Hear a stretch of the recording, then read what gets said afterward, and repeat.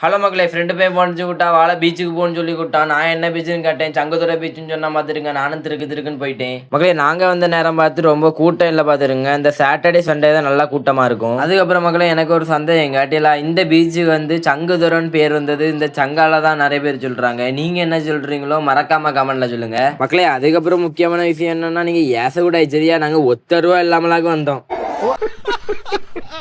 அதுக்கப்புறம் வேற வழியே இல்லைன்னு சொல்லி நாங்கள் ஒவ்வொரு கடையாக வாய்ப்பாக்க ஆரம்பிச்சிட்டோம் பார்த்துருங்க. அதுக்கப்புறம் மக்களே, இந்த பீச்சுக்கு முன்னே பை த ஓஷன் ரெஸ்டாரண்ட்னு ஒன்று இருக்கும். இந்த ரெஸ்டாரண்ட்டுக்கு யாரெல்லாம் வந்திருக்கீங்களோ மறக்காம கமெண்ட்ல சொல்லுங்க. அதுக்கப்புறம் எல்லா கடையும் வாய்ப்பாக்க ஆரம்பிச்சிட்டோம் பார்த்துருங்க.